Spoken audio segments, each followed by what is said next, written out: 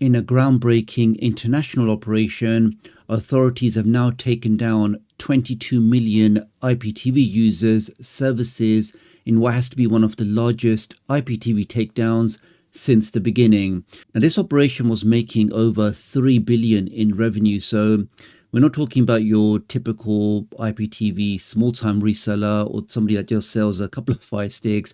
This was a seriously large professional operation. Now, I do have some exclusive footage from Europol, which I will be sharing throughout this video, so make sure you stay to the end.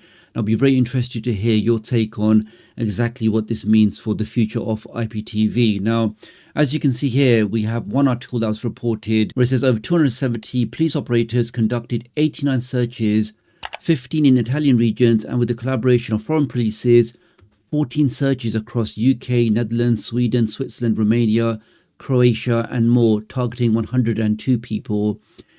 It is always interesting that when they want to, they can combine forces across the world to help tackle these, what they consider very important issues. And wouldn't it be amazing if these countries could all get together, combine forces, and tackle real life issues like, illegal drugs, like people trafficking, like homeless people, just, real life issues, instead of wasting all this money, all of this manpower to tackle, IPTV. But as they say, the people running all of these massive media companies, because they've got the pockets, because they've got that money, they can pay for all of this, police presence, for all of these investigators.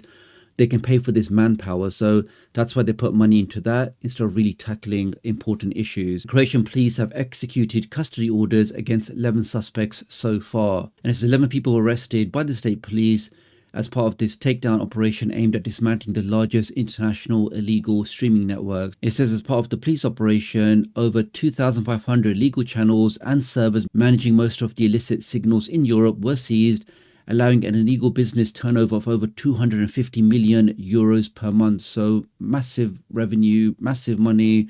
It really was a very large operation, which is why you can see the authorities were very keen on shutting this down. It says that the prosecutor's office, led by this person, emphasizes that the operation dismantled a complex, extensive and widespread IT infrastructure that illegally served over 22 million end users nationally and internationally.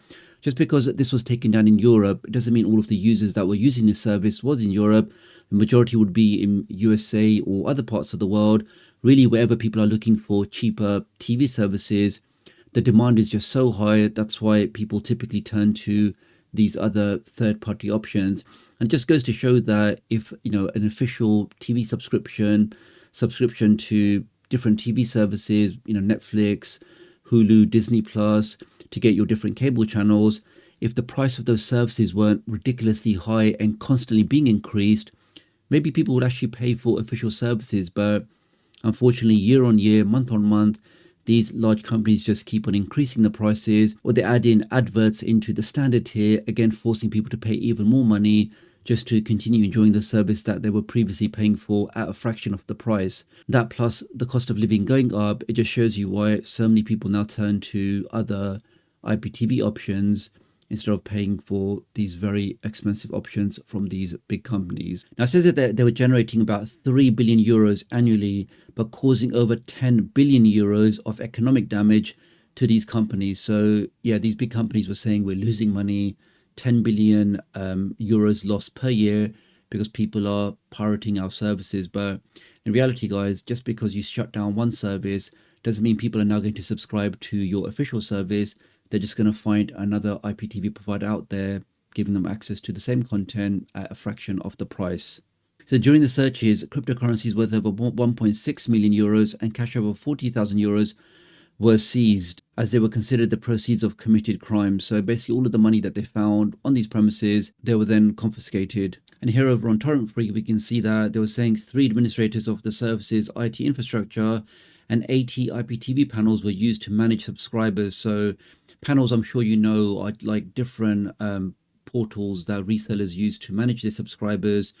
And we had over 80 that they were shut down as part of this operation. So again, this was a very, very large operation. If you just think of like an umbrella structure, multiple different layers, or a pyramid structure, lots of different panels all in one hierarchy, but now the authorities have shut all of that down which in total has impacted 22 million users. But I would say that for the people that have been here a long time, the ones from the early days of copying, VHS tapes, from the days of copying or cloning, the Sky satellite cards, I think it's safe to say that IPTV and just piracy in general is not really going anywhere. The demand for this kind of content is just too high. There's just too many people looking for cheaper options or free options. They're not going to pay the prices that these big companies are demanding. The fact that these big companies are constantly increasing their prices, or they're forcing adverts in the packages that you're paying for before, again, it's just making people look for alternatives. I mean, it was a very large operation. 22 million people is a very big number, but I don't think it's the case that those 22 million people are now going to start subscribing to YouTube TV or to Hulu or to Disney Plus. I think those 22 million people, in my opinion, will just find other cheaper alternatives to continue watching the content that they want. The only thing I would suggest, for that kind of content, really for anything third party related, I do always recommend that you use a VPN, mainly because a VPN always masks your IP address. It hides your online identity, your ISP, government agencies, bad actors. Nobody can track what you're doing, and really it's just the best way to stay safe online.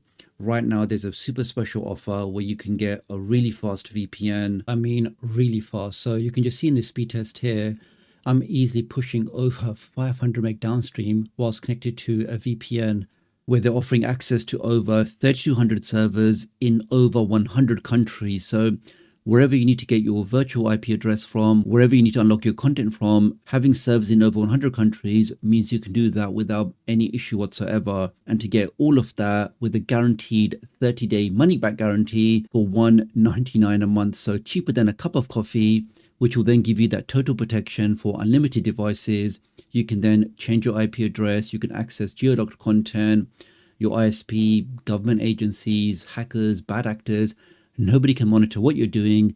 To get that total peace of mind with 4 months extra free, I do think this special offer is definitely worthwhile checking out. Using my link does help support the channel, so many thanks for doing that. Do have a look in the video description and pinned comment if you want to take up this special offer. So really appreciate your support. Do like and share this video, and I'll hopefully catch up with you guys real soon. Thanks.